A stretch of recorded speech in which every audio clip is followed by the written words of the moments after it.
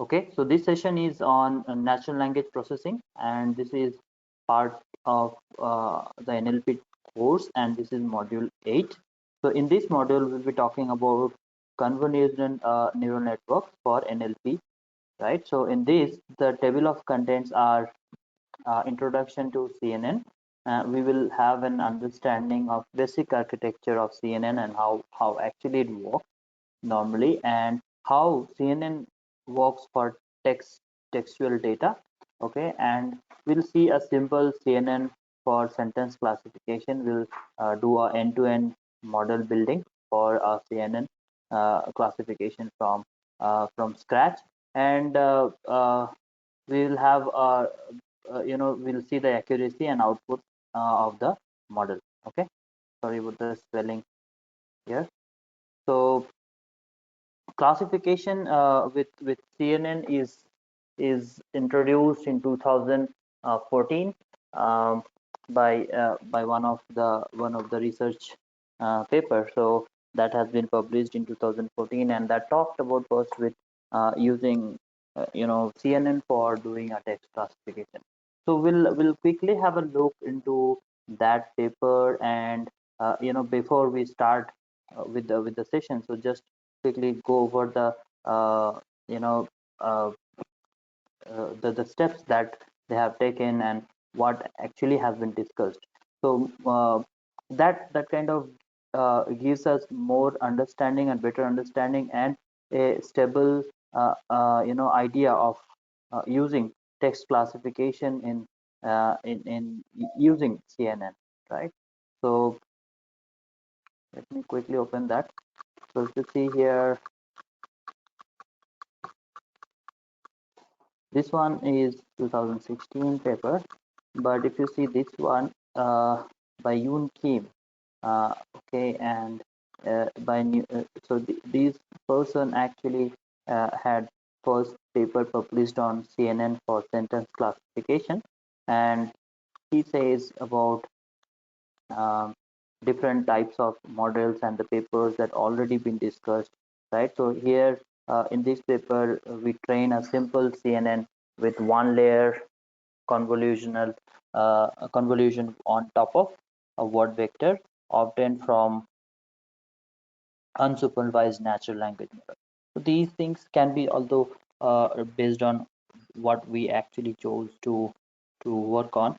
So the vectors were here in this model, that the examples they have taken, the vectors were trained by uh, Miklov et al. This is 2013 paper on 100 billion words of Google News, and are publicly available. So 100 billion words are actually too large in terms of training and getting the good accuracy from those kind of, I mean, that large data. And we initially keep the word vector static and learn only the other parameters of the model. So these things, like despite little tuning of hyperparameters, these simple model achieves excellent results on multiple benchmarks. So that's what the paper actually claims. And if you see the model, just have a quick idea that the architecture here, it is a CNN architecture which has a k-dimensional word vectors corresponding to the ith word sentence. So the model architecture with two channels for an example set, right? So this has a two channel, if you see. So let's say this is the input to the model, and now we again get the convolution layers with multiple filters, and then we get the max over time pooling, so which we actually have a concept in CNN as pooling, and we get a fully connected layer. So we'll have a look into these in detail in our presentation again back. But just to know that in 2014, when the paper actually changed the idea of doing text classification using CNN. So that's really revolutionary, right? So here, one more idea that if you look at, apart from the equations that's been presented here, so the summary statistics for the data sets, right, after tokenization. So you see number of target classes, average sentence, and sentence length, data set, vocabulary size, and number of word present. So all of these things are given on top of that. So if you see the summary statistics of any all of these data sets that's been compared, right? So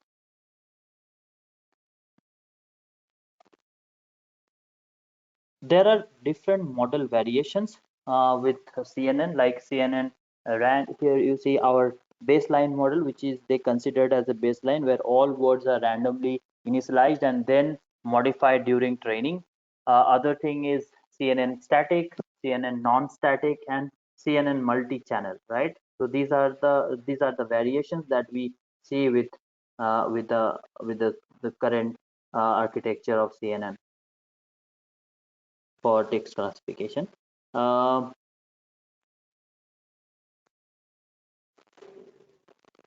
so I see there is a question, what's the focus of the courses? If research, then how much advanced they are in compared with live cutting edge research? That's a good question. So uh, I always follow the recent papers that's been published with CNN or any model. Let's say in this paper we are talking about this session we are talking about CNN. But if any other sessions that I take, so I generally do a lot of research with the past and the current or recent papers which has been published in probably last month or this month. So take those inputs and as in mm, to get an idea of what exactly been trending and what's changing the output and the model accuracy in overall everything that's corresponding to the particular task, right? So here it is text classification, and more of a this session is focused on understanding text classification in terms of CNN, if CNN can help or not. So we're not going in depth into the research aspect of the other variations, or how we can actually build a new kind of model using CNN. But probably that's something again goes into a good research aspect, right?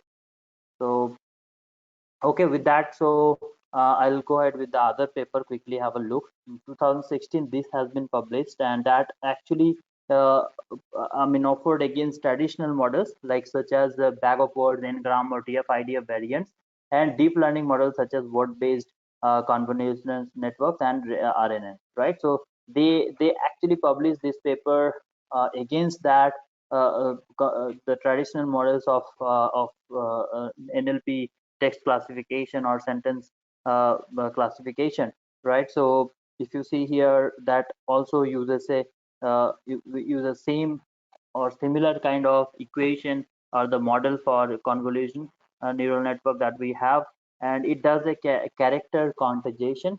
On top of that, the model design actually looks almost similar to what we saw in 2014 paper. Okay, so I would recommend to go through this paper to have a fair idea of how these actually the comparisons been done, what are the result sets, and how that actually uh, helped in getting a better accuracy for future models. Okay, so let me go back to my presentation slide. So what is CNN? So a convolution neural network is a class of deep neural networks most commonly applied to analyzing visual imagery, right? So for instance, CNN is used for applications such as image classification, facial recognition, and object detection.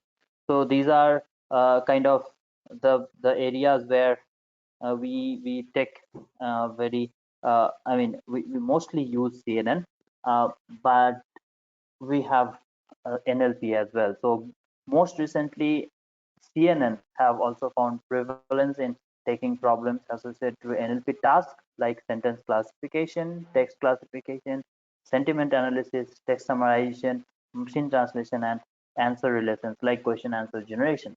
So these are very recent areas, and even recent areas of NLP tasks, right? So we are performing using LSTM, or bidirectional LSTM, RNN, and in the recent models with Elmo, BERT, and so on. So there are so many advancements happens with the transformer models in NLP, so which helped in kind of really make these model training faster and very accurate.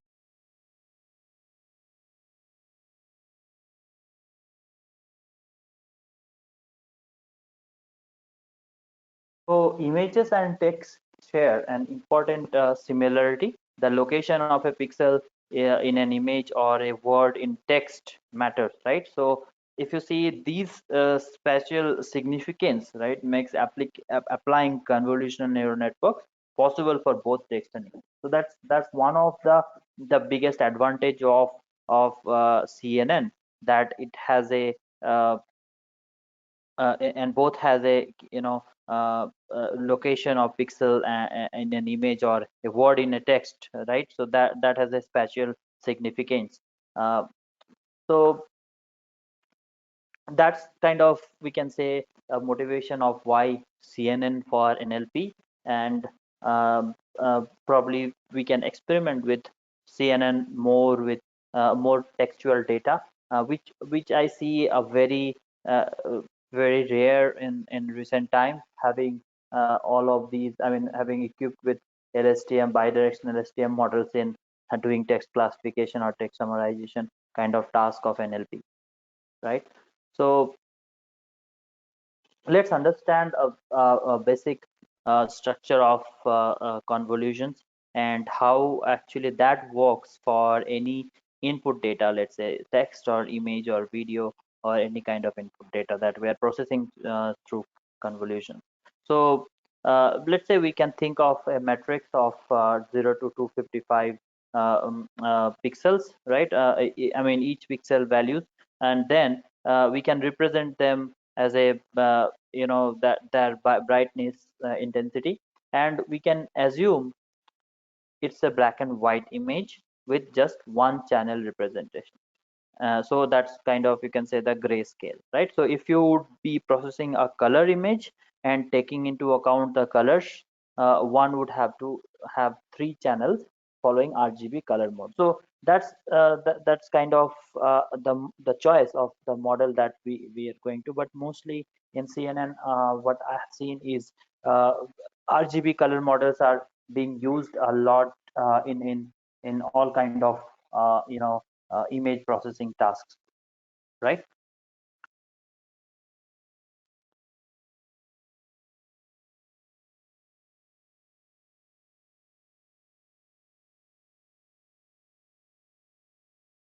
Okay.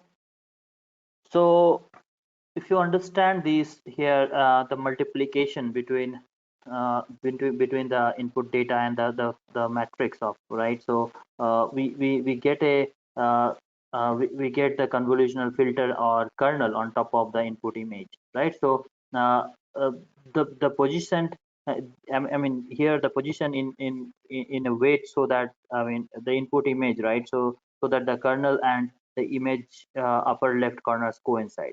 So that is something that how the CNN works, and we need to use a kernel to get the you know the features from the images, so, or any textual data, let's say.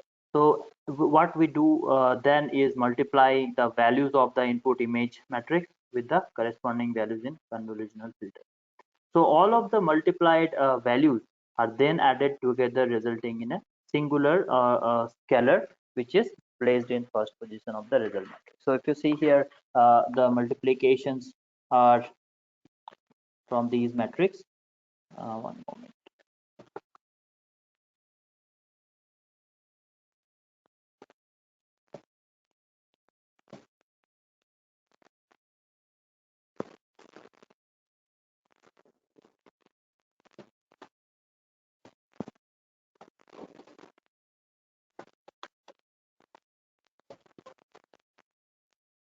Okay. So multiplications are from the input data, and so the kernel and matrix. So we get a kernel layer, right? So here if you see the kernel is then moved x pixels to the right. So we take from each of these matrix, right, which is a 3 into 3 matrix. So where x is denoted stride, we call them stride, and the length and is a parameter of ConvNet structure. So we use that x as a parameter in the CNN, and then so the next value and so on, right? So we get those metrics using this multiplication of the values, and uh, like for example here, first stride if we take and the kernel that we have taken here, so we the multiplication gives us 4, so that's what we get as the first left side corner, upper corner value, right? Okay, so these processes then repeated by first converging or covering an entire row and then shifting down the columns by the same stride length, and this happens until the entries in the input image have been covered. So we do it through a whole image. Okay.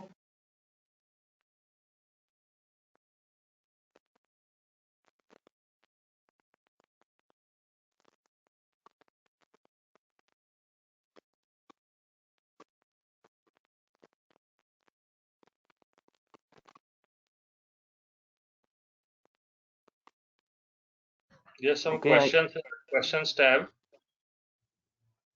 yeah, Vivek, I'm looking into that. So You can scroll chronologically, see the latest questions.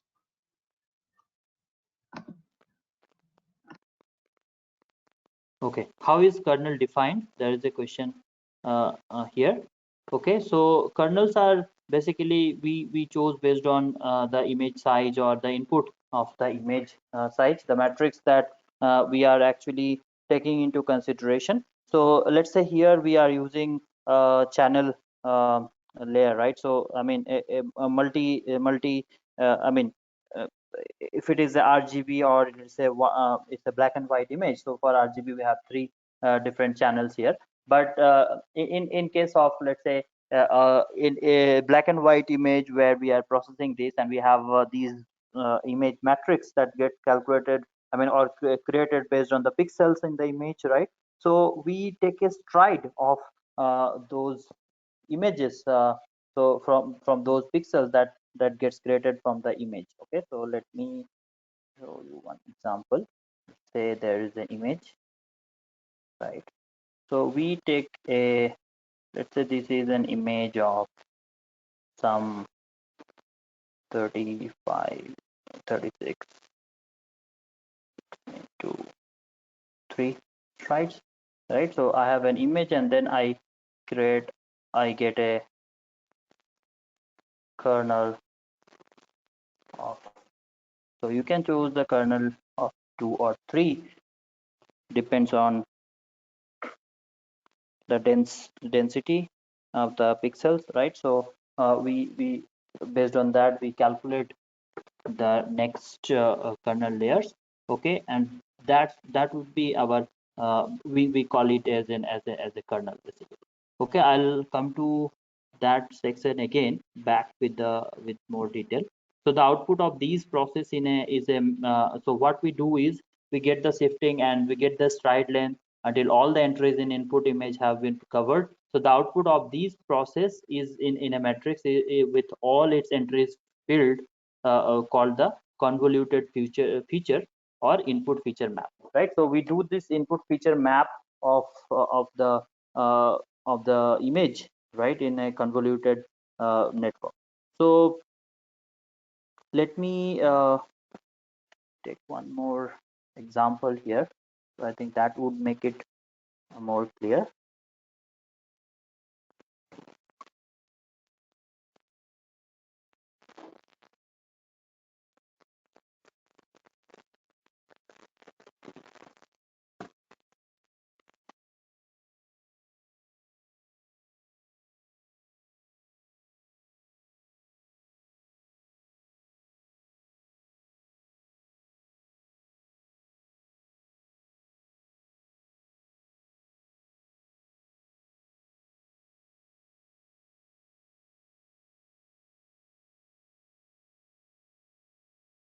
Okay, so if you see here, I mean, for example, let's say when we do the in the previous image, when we do this multiplication, right, from the input data, and so for all each of these strides basically, so we multiply the kernel filter, right? So the kernels are basically applied based on what we are actually having as an input.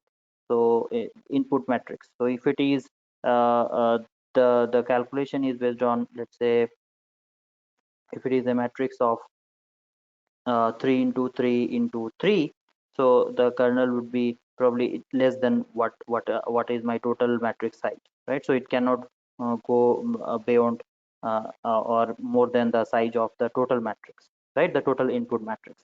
So this is what we call as in stride, and we call that as a kernel to extract, you know, certain features from the input image.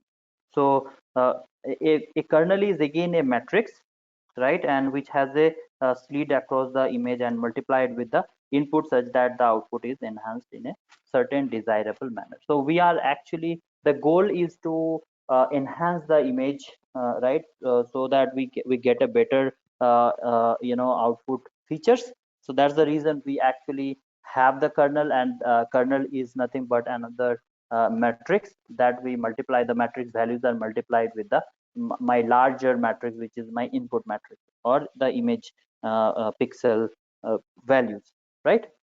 I hope that makes it clear.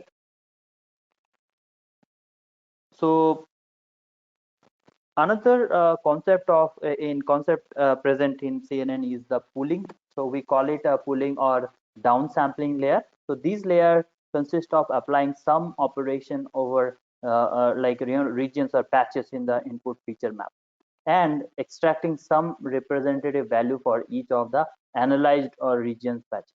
Okay, so this process is somehow similar to convolution, like I have described before, but instead of transforming local patches via a learned linear transformation, what they are doing, they are transformed via a hard coded operation.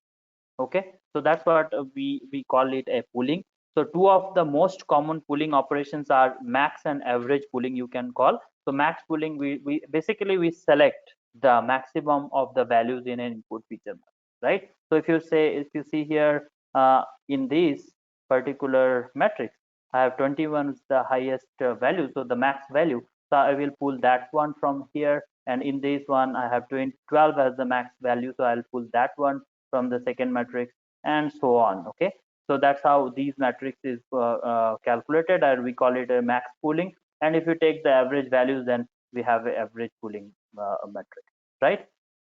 So the output in each step is therefore a single scalar, resulting in significant size reduction in the output size. So we the reason, first thing is that we do it for the size reduction, and another thing is to you know, kind of do a down sampling, or you know, extracting some representative value of each of the analyzed regions or patches. So each of the regions from the image, right? So we can have a different region for one image, particular image input, let's say. So we actually get these by doing max pooling operation. Okay, so this is one of the tasks in CNN that we do to get the the the features. Okay, the representation of the values, or extracting the values.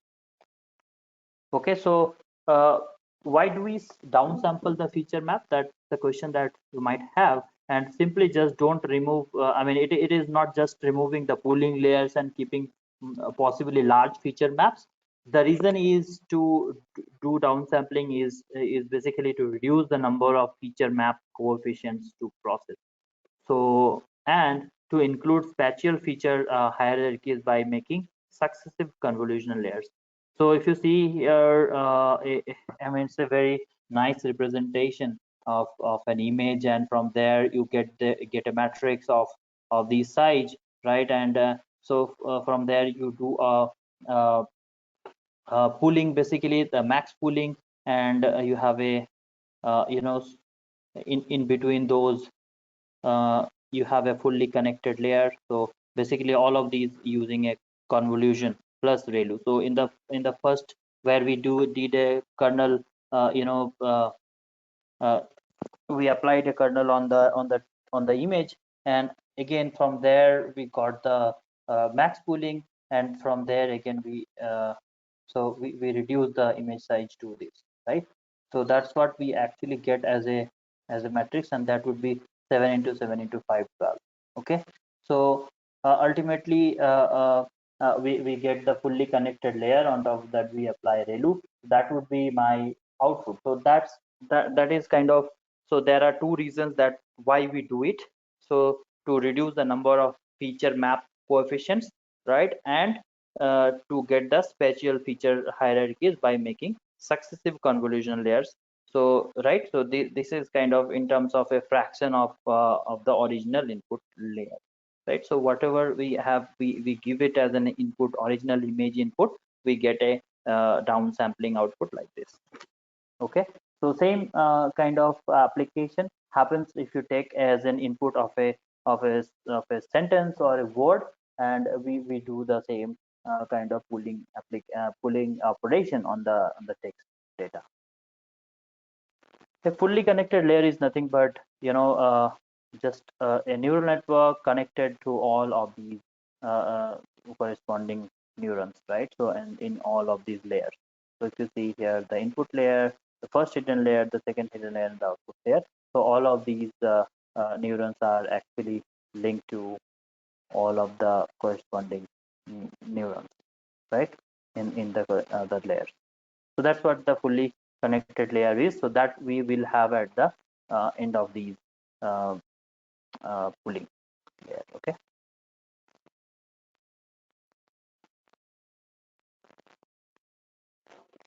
So that's a kind of fair idea of the CNN and how actually CNN looks like.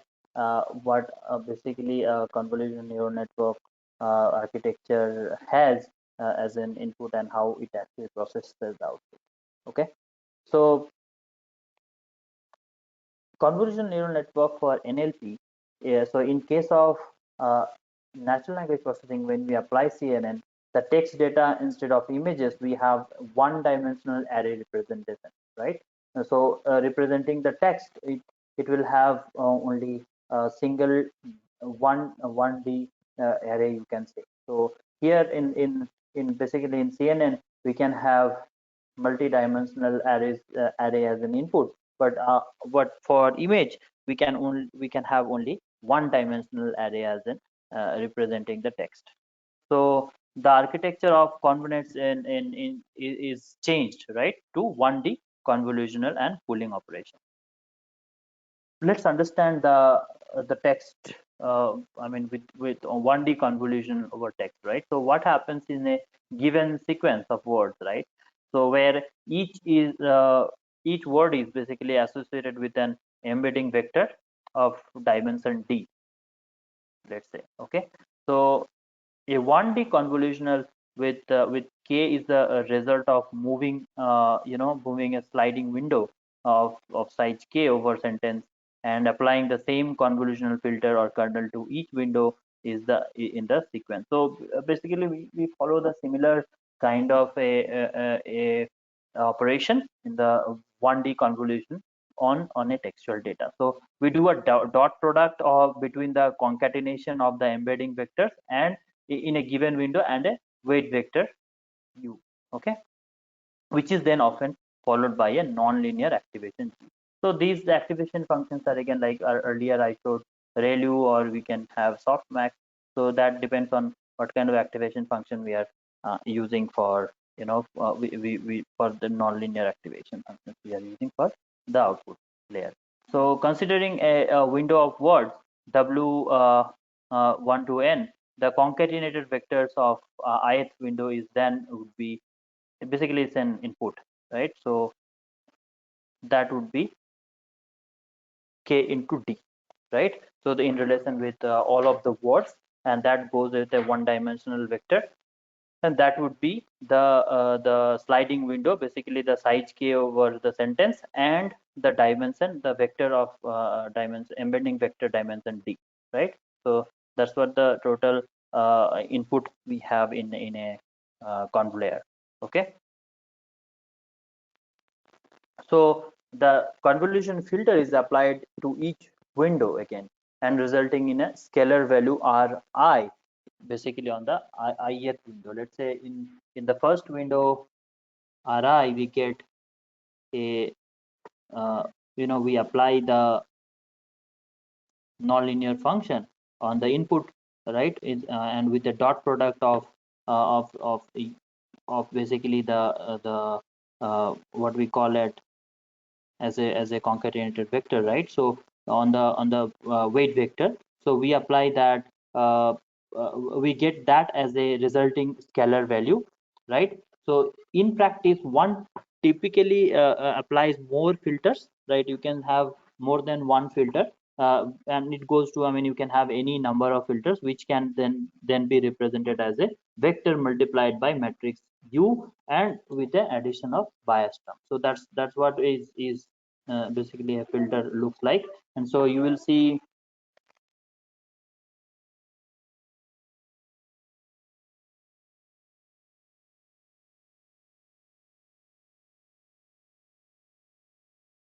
okay, so the vector basically represented by this equation. Okay, so this is my 1D convolutional convolutional filter. Okay, so if you look at these as an example, all right, so that's this is the input that goes in. The actual service was not very good, right? That's my input. And if you see here, the example sentence has as k equals to 2 convolution, right? So with a with dimension output as l equals to 3. So we get, let's say these are my dimensions. So let's say I have 4, right? And the output goes as a l equals to 3 as a down dimension. So for each of these words, as in from the conv layer, that we get as a output as a vector concatenation notation. Okay.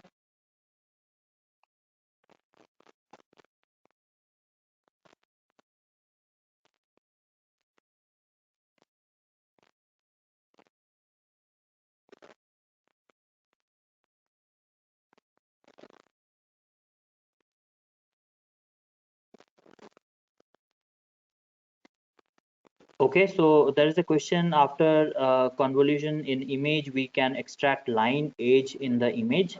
What about convolution in text? What feature we can extract? Good question. So in images, we need to have the line, or the we need to extract each of the edges for a particular image. But in terms of text, we don't have that. So we actually get the first thing that we need to remember, that we get as an embedding layer as an input to the convolution layer, and from there we actually you know uh, apply the dimensions. The features are here. We are getting as a again as in uh, the vector representation. There is nothing that we have to kind of having a line, or each feature of or each character of a particular word, so, or a sentence. So it normally, when we talk about these the paper in 2014 that has been published, so that actually says character convolutional neural network on text processing. So it actually does the embedding layer building with a character, not a word. Okay, so that kind of we I mean help us get all the features of a word and corresponding sentence from that, right?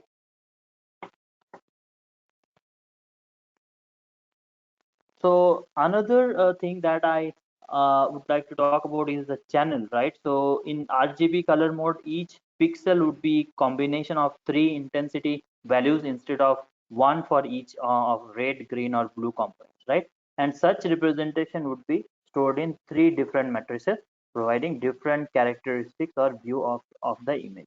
So we call that as a RGB image. So which I was calling as a three different channels. So in it is most common to apply a different set of filters to each channel and then combine the three resulting vectors into a single vector, right? So that's what we do for multiple channels. But although in text processing we can also apply multiple channels, that's the reason, I mean, the thing I brought in. So the understanding of channel is basically in terms of text processing, where we have a parallelism of text processing. I mean, for example, like giving a phrase, given a phrase of or window of text, one channel could be the sequence of words, another channel the sequence of corresponding POS tags, and the third one will be the shape of the words. So these are kind of three different channels that we can pass into do as a convolution layer, right? So applying the convolution over the words will result in m vectors, the result in m vectors w. Applying it over the POS tags will result. So this is kind of a all of these are we are going to give us a different vectors, right? So we in combination of those we get a let's say a combined channel PI, which will be words of or let's say for the POS tag a different one, for the sequence of corresponding POS tags, and the shape of the word and the sequence of words. So for all of these we get a different combination, and the sum of that is basically a vector, right? So we get that by summation, or we can get that by concatenation. On any of these ways we can get the channels. Okay.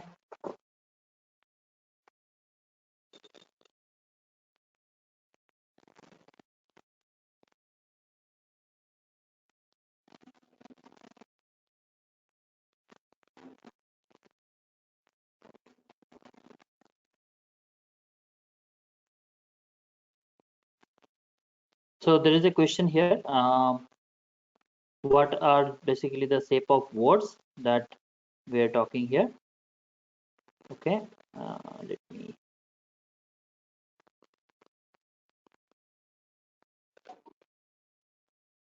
go to the question again.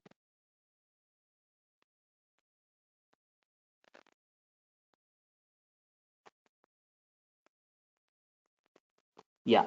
So if you see here, basically shape of the words are the dimensions of the vector. So if any of the I mean, normally if you talk about the POS tagging, or uh, or a sequence of words. So these POS taggings are basically created from a sequence of words from a sentence. Similarly, we have something called as shape of the word. So each of these words have a particular shape, or you can say vector representation. So those we can actually pass in to our conv layer. Okay.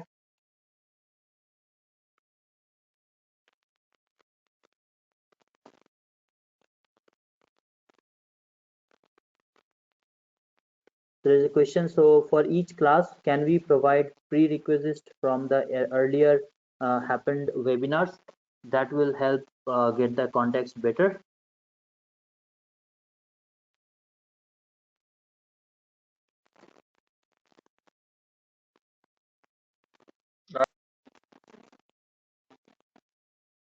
Okay, so there are something called again multiple channels, right? We as we have one channel, we can have again similar to that, consisting of word, POS tag or shape.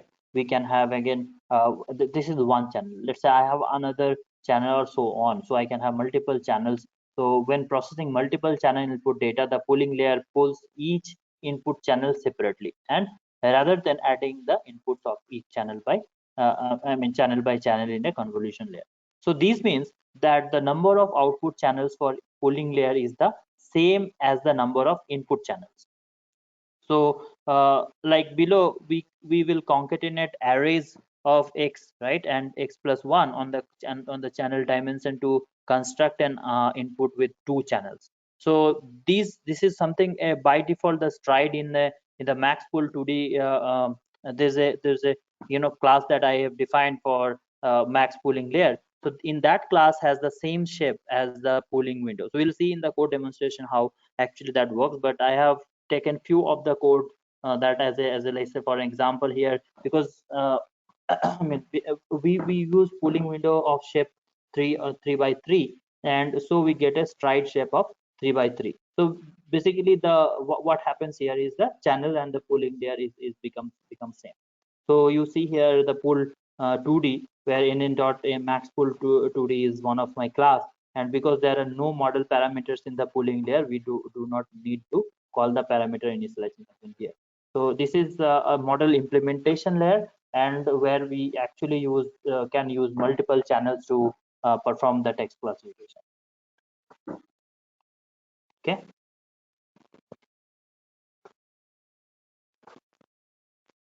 So again, into more depth into pooling. So the pooling operation is used to combine the vector resulting from different convolutional windows into single L-dimensional vector. This is kind of very important note that you can take. So this done again by taking the max of the average value observed in resulting vector from convolution. So ideally, these vector will capture the most relevant features of sentence or document. So these vectors, what we get as a L-dimensional vector from the pooling layer. So these vectors is then fed further down in the network, and that actually is the ConvNets idea. We call that as a ConvNet idea as a feature extractor, right? So this is basically a fully connected layer to perform predictions. So a pooling layer implementation would look like this. So if you see here, there's a function defined with pool size, and let's say it's a max pool, right? The type of pooling that you would like to apply. So if it is a max pool, I would say mode equals to max, and then I would have in the on the I mean I'll go through the shape of the input matrix, and then I will pull those max values, right? So as you saw in the architecture diagram and the picture, that how the max and average pool actually looks like and how they work. So this is the code implementation of the same, and you can do the average pooling as well from the pooling layer. Okay. So one thing is that with convolutional neural network, right, for sentence classification, the pooling operation is used to combine the vectors, right? So what we saw in the previous example. Now at the model building layer, right? So we'll have a let's say a CNN module, right, where we define the vocabulary size, the embedding dimension, number of filters, filter size, output dimension, and a dropout, right? So these are the kind of at my the CNN class has to be go input in as an input for parameter for the function init function, right? Then we get the embedding layer, and then we have different conv layers. So if you see here, we have 1 2 3 different channels, right? And then we apply the linear function here, and we apply the dot dropout. Okay. So currently, the CNN model can only use 3 different size filters, but we can actually improve the code of our model to make it more generic and take any number of filters. So that's up to us. I mean, we can actually do that. We can improve the code by adding more more filters, and we do this by placing all of our convolution layers in nn.module list. Okay. So that's what we actually look for.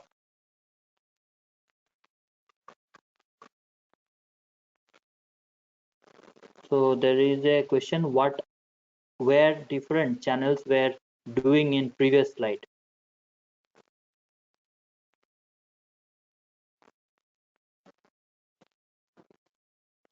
Sorry, I didn't get that question. So what we do not We do this by placing all of our module convolution layers in NN module list, and a function used to hold a list of PyTorch NN modules. So if you simply we used a standard Python list, the modules within the list cannot be seen by any modules outside. So this is kind of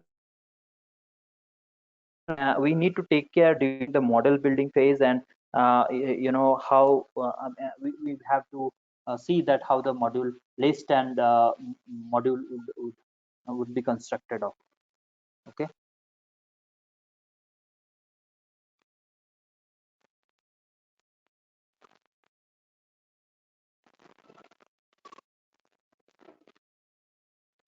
So there is a another question: can we use TensorFlow as a PyTorch? Yes, you can. It's your choice. You can use TensorFlow, and TensorFlow implementations are much more simpler than PyTorch. If you are not comfortable with PyTorch modules, you can definitely use TensorFlow with Keras. Okay, so that would be also a good approach. There is no difference in it's just the personal choice. Okay.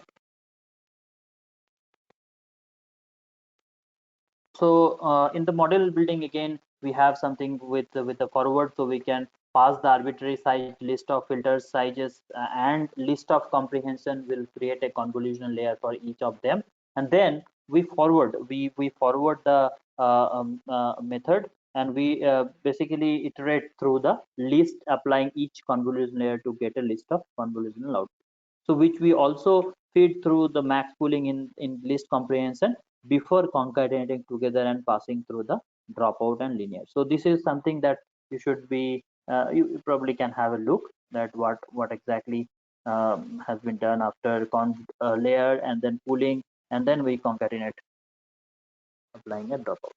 Okay.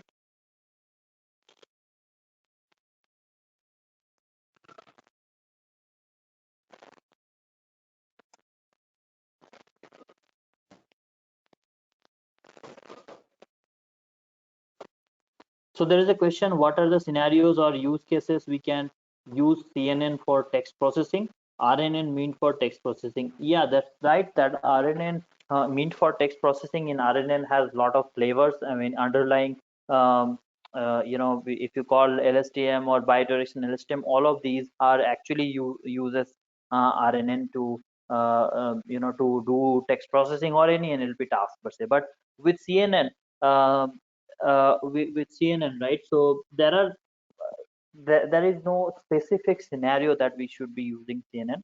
These are, I would say, uh, in probably you are more familiar with. One of the reason is, let's say you are more familiar with CNN, and you probably would like to use CNN instead of using any NLP uh, biased or NLP based models. Let's say LSTM or bidirectional. That this is one of kind of a reason. And another thing is to use large number of very large dimensions, where actually it really doesn't help with the very big embedding layers. So on those cases, probably nowadays we have transformers and other models, so which actually help. But in a very specific scenario where you have, let's say, you are doing a image processing, and probably you are doing OCR. So in those cases where you do both the tasks, right? You extract the image, the text from an image, and again you process that task. So instead of having two different models, you can use same CNN for doing that task, right? So these kind of, and on those kind of OCR tasks, I believe there is not like you don't need to have too much of, or you generally do not have so much of text to be processed with. So in those kind of scenarios, you can definitely use CNN.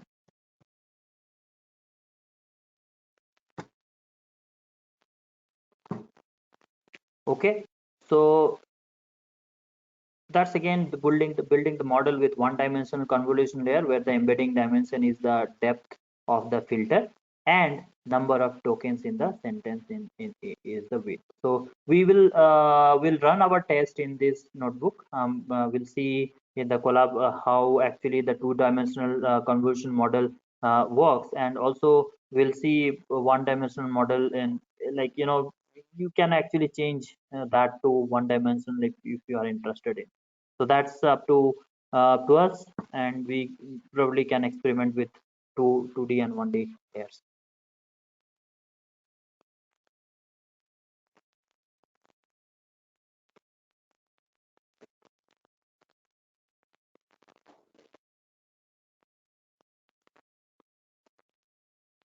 So there is a question, how do we identify how many channels to use? Is there any way to find the optimum number of channels to find the better model? Uh, Again, these are kind of hyperparameters that you should be taking care of. I mean, you can actually decide which is giving you better accuracy with more number of channels, or more number of layers. So if you see here, right, I have defined these the channels here. So how you get the layer of channels, and in the CNN model. So these implementations are, you can say, hyperparameter that you can choose to add or subtract from. Okay.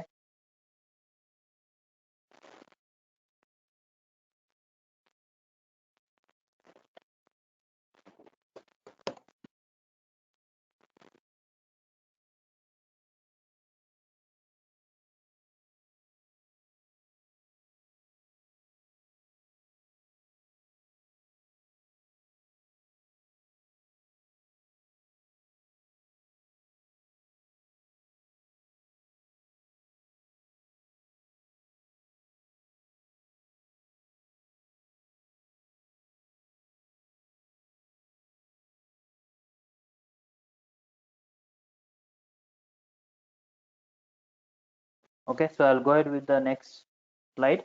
So training is the same as we do in any other network, but we initialize the optimizer and loss function, and place the model and criterion on the CPU GPU, if available. So this is basically on PyTorch we need to take care. But if you have TF TensorFlow or TensorFlow with carriers, you don't need to specify these.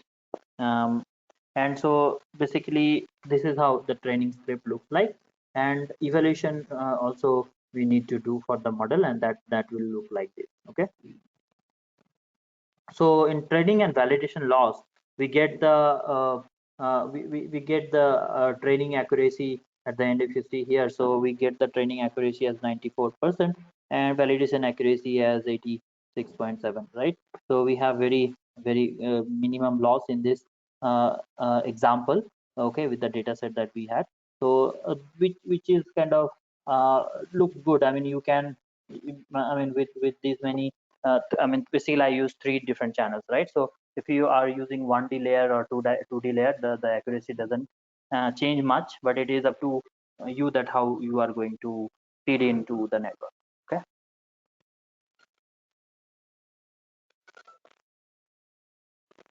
So this is the train loss and the accuracy of the model. So we get test results and comparable to the previous two models, right? So we have different output for each of these, and this is kind of a sample that I have taken from the Colab notebook uh, to have a quick understanding. But probably I'll give you the Colab notebook to run through and go through each of the lines and understand it better of an end-to-end model from the building to getting the output from the model. Okay. What we feed in as an input, so as mentioned in implementation details, the input sentence has to be at least as long as the largest filter height used, right? So the filter that I talked about earlier, right? So how do we define the filter and where we have to apply the filter? So we modify our predict sentiment function to also accept a minimum length argument if the tokenized input sentence is less than mean length tokens. We append padding tokens to make it mean length token. So that's what you see here. So this is what my predict sentiment function would do, right? So and we get the prediction from the predict sentiment. Okay. So this is my user input, and that actually goes as an output. If we see here in the predict sentiment, we send the input as a this film is terrible, so it gives us very less score. And if you go for a sorry, this should be positive. So if go for a positive review where this film is great, so it gets a very good score. So that's kind of an output from the model that we get, right? So that gives us a clear understanding of how actually a text classification can be done from using a CNN, and the how the output and accuracy looks like. Okay, this is another task that I would suggest you to try with. I mean, with text classification, probably take a Twitter sentiment, Twitter data, and I have the in Colab notebook already mentioned that. But you can try to build your own CNN model and try to see how the prediction, or I mean, how the actually Twitter sentiment output comes out. Okay, with the data. So the model here, I mean, as any standard deep learning model, right, for text classification, sentiment classification, this is one of the tips that I would like to give. It uses a word embedding layer and one dimensional convolution neural network. So the model can be expanded by using multiple parallel convolution neural network that read the source document using different kernel sizes. So this is in effect to create, basically create multi-channel convolution neural network for text that reads text with different n-gram sizes. So these are kind of tips that I would like to give as part of these workshops. You can actually try yourself after you run the code that is given in the collab. Okay, for doing the text classification. The initial inputs and the data set, all these are already provided. Okay.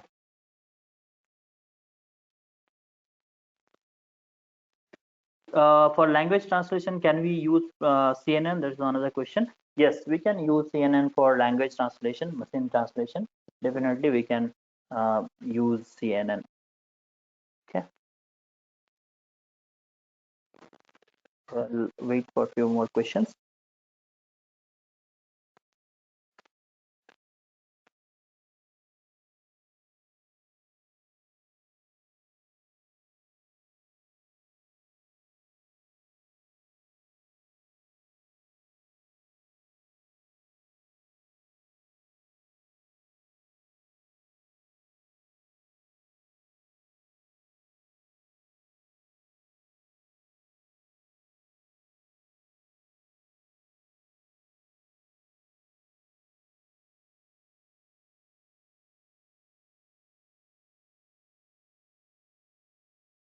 Okay, great. Audience, any questions? Any further questions?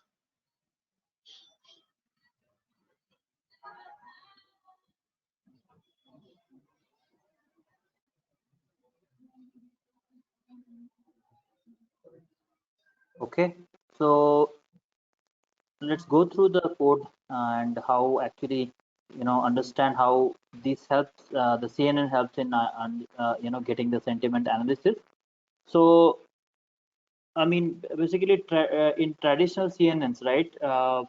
CNNs are used to analyze images and are made up of one or more convolutional layers followed by one or more linear layers. So the CNN filters, which scan across an image and produce a processed version of the image. So that is kind of we have to take it as a benchmark. I mean, or probably a step that to do in text classification sentiment analysis as well. So this processed version of image can be again feed into another convolutional or linear layer. Each filter has a shape of 3 into 3 filter, and it covers a 3 pixel wide and 3 pixel high area of the image. And each element of the filter has a weight associated with it. So this is basically 3 into 3 filter would have 9 weights. So we need to remember that. Let's say when we have a matrix of as an input of uh, 36 into 36 into 3, and we if we multiply that, that will have, let's say, 4000 input features, right? If we have that to goes to the kernel layer and then we multiply, so that probably becomes, let's say, 26 into 26 into 3 kernel layer, and that becomes again, let's say, 5000 input features. and if we have the weights multiplied with that, so we kind of will have almost 14 13 to 14 million weights, right? So that for those kind of reasons we have these filters applied, and uh, I mean when we apply the filter we get a 3 into 3 filter with 9 as weight, right? So in traditional image processing, these weights are were specified by engineers, right? So however, the main advantage of convolution layers in neural network is that these weights are learned via back propagation. Okay, so what is the idea behind this learning weights is that in CNN, these are basically the feature extractors, right? So extracting the parts of the image that are most important for the CNN. That is an idea what I gave in the PPT. But let's say if you use CNN for text, right? So in the same way, 3 into 3 filter can look over patch of an image. A 1 into 2 filter can look over two sequential words in a piece of a text, and that is basically bigram. So in the previous tutorial we looked at first text model which used bigrams by explicitly adding them to the end of a text, right? I think everyone knows about the bigram. Let's say text is one of my word, so how do we get the bigram? So sorry, we'll form the bigram like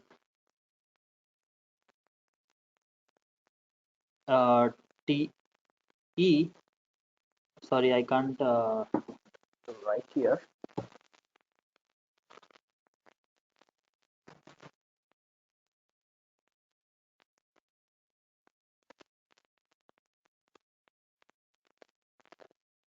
Yeah, let's say text text. I'll have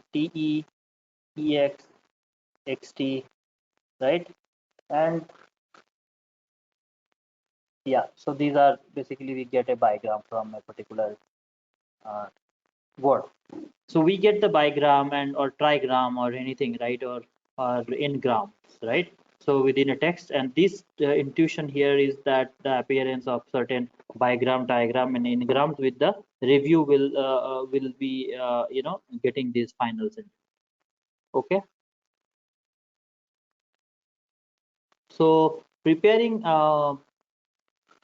the data as in previous notebooks, I mean we I mean I do not cover this here as well. So as a convolution layers, I expect the batch dimension to be first. We can tell basically torch text to return the data already permuted using batch first equals to true, and that's the argument that we use here. Okay, so we probably can take that as a part, and then these are a common imports that we have for the model.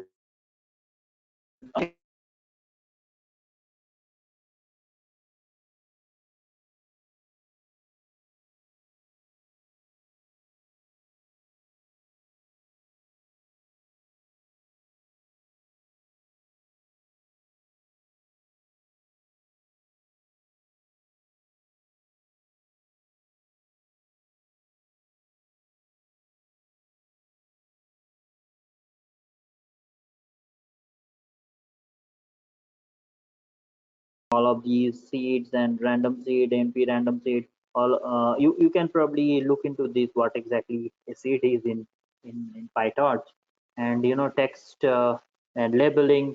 So we have a text level and then train and test split, right? So we get that. After that, we build the vocabulary. So while building the vocabulary, you have this something called text dot build lookup, and we provide the train data, and we give the max size and vectors of that. I mean, basically a pre-trained globe. Globe is one of the embedding pre-trained vectors, but you probably can choose to build your own embedding from scratch if you have a different types of data set or doesn't fit to the model. Okay, so that's your choice, and we create iterators. After that we build the model. So prior to building the model, these are the things that you need to take care of. So at the building model layer, right? The first major hurdle is visualizing how CNNs are used for text. I think that question was there with the during the presentation, I think, and I understand totally that you need to kind of we humans always try to visualize things. I mean, we wanted to understand how actually these models are working.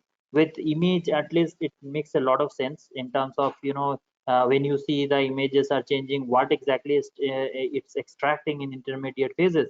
But I mean, I being a uh, very interested in NLP models only, so I do not see anything. So right, so we cannot see what's going on in the text data, and we kind of, though we cannot assume that what exactly comes out of a network. So we need to take care of all of these phases in NLP as well in the similar fashion in NLP models. So with that, like with CNN, right? Images are typically uh,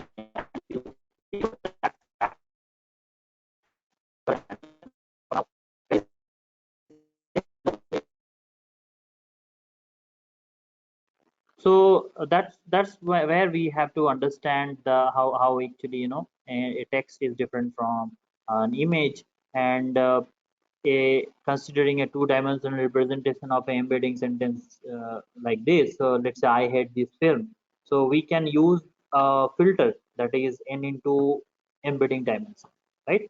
So these will cover n sequential words entirely, as their width will be embedding dimensions. So consider the image here, right below, with our word vector represented in green, and here we have four words with five-dimensional embeddings. Let's say, right, 1 2 3 4 5 dimensional embedding, and creating 4 into 5 image tensor. A filter that covers two words at a time, bigram, let's say, okay, two words at a time. So let's say for the first one, I don't have any other word. In the second one, I'll have HALTTE, like that, okay.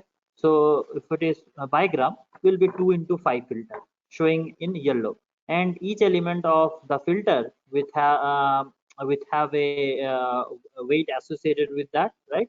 So the output of these filter will be a single real number, that is weighted sum of all the elements covered by the filter, right?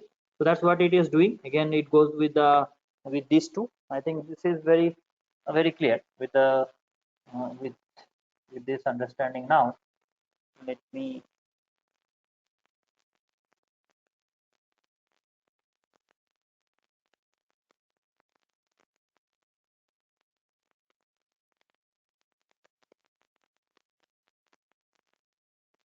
so first we'll take these two, right, and then we'll go with the next one, and so on. So that's how it actually works.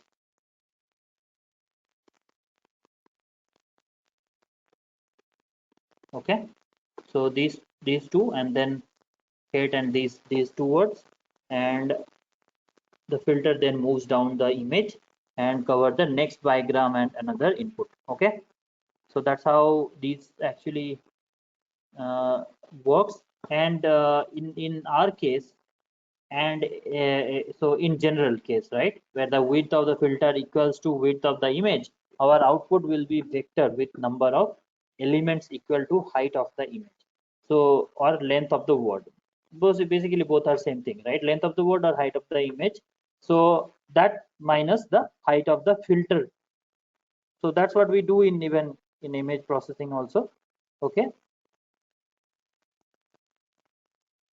4 minus 2 plus 1, okay, equals to 3 in this case.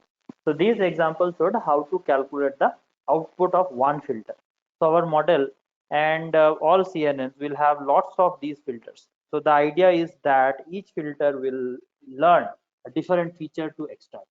So the next step in our model to model to use pooling, right, that we discussed on in our session. So on the what happens at the pooling layer is this is similar to as the fast text model with where we perform average over each of the word vectors. So in this one, what we do is an output convolution layer on an example sentence. Like for example, we have a I had this film this word, and we get the pooling of each of these weights as a max pool, let's say. Okay, so the maximum value for most important feature are determined from a sentence, right? So once we get those, so we get the we get the n-grams of having highest values from each filter. So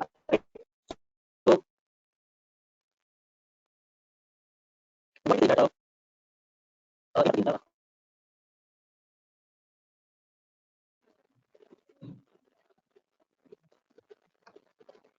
Okay, so this is where we get the weights, and from there we proceed further with implementing the details, right?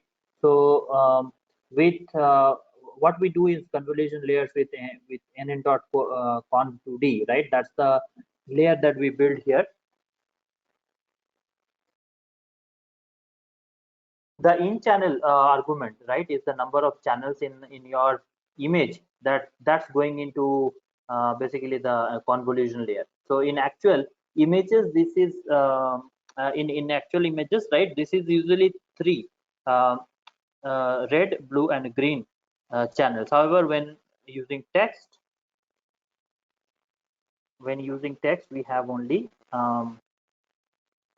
we only have a single channel, right, the text itself.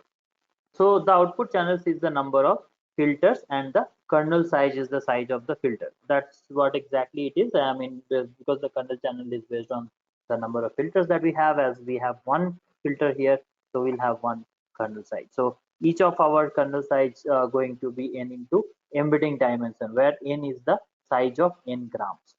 So in PyTorch, RNNs want the input with batch, let's say dimension second dimension, where CNNs want batch dimension first. So we do not have to permute the data here, as we have already said in batch first equals to true. That's what we do, because in CNN it expects the batch dimension as first.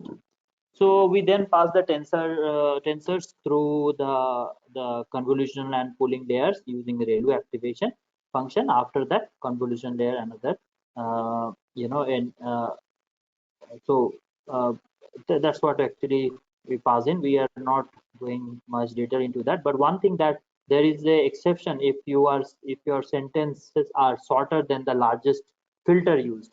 So you will have then you have to pad the sentences to length of the largest filter. That you have to remember always. So the filter size is should not be the larger than what the total longest center you have. So basically the size of the image in comparison, if you do with the text, the size of the sentence, the highest length of a sentence, I mean the longest sentence, you can say, vocab. Okay, so this is where the CNN module that I have presented. I mean, you build the CNN module, and then you do the forwarding to the network. And CNN model can only use three different size filters. So but we can actually improve the code by having more generic, or take any number of filters. That's what we see here, right? So we can actually have more number of filters applied. Okay, so once that is done, we actually go with the uh, uh, with the CNN module. So where we actually do this the applying this bokeh size and embedding dimension. We define all of these, and uh, you know uh, pass these things to the forward layer. Okay, so we can also implement model using one dimensional. So there are two examples, one 1D and a 2D one. Okay, so that is up to you, that you can actually build a 2D module as well. Okay, two-dimensional control layer as well. So we can change the CNN to con 1D if we want to run one-dimensional convolution model, because it is textual data. We have to have a one-dimensional convolution model. Okay, so both CNN and CNN 1D models have the exact same number of parameters. So if you see here, we are again passing the parameters to the layer, okay, to the network, and next we load the pre-trained embeddings. So we are using pre-trained embeddings here, text.vocab.vector. So we are using these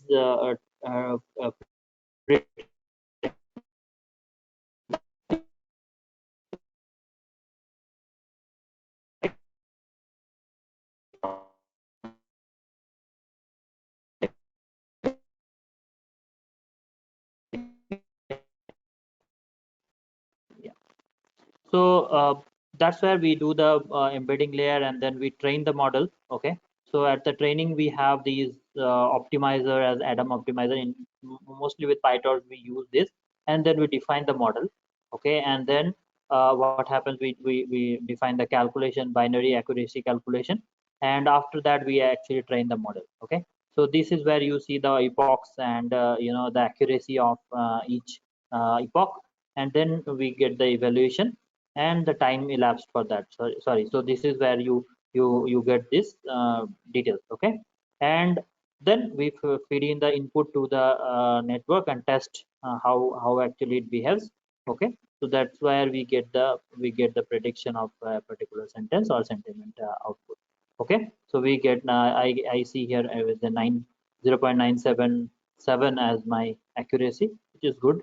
Okay, so that's all kind of a walkthrough of a complete CNN module with I mean, basically text classification. Using that, you probably can try with a Twitter data or a sample record yourself and see how actually that works. Okay, thank you. Thanks for your time.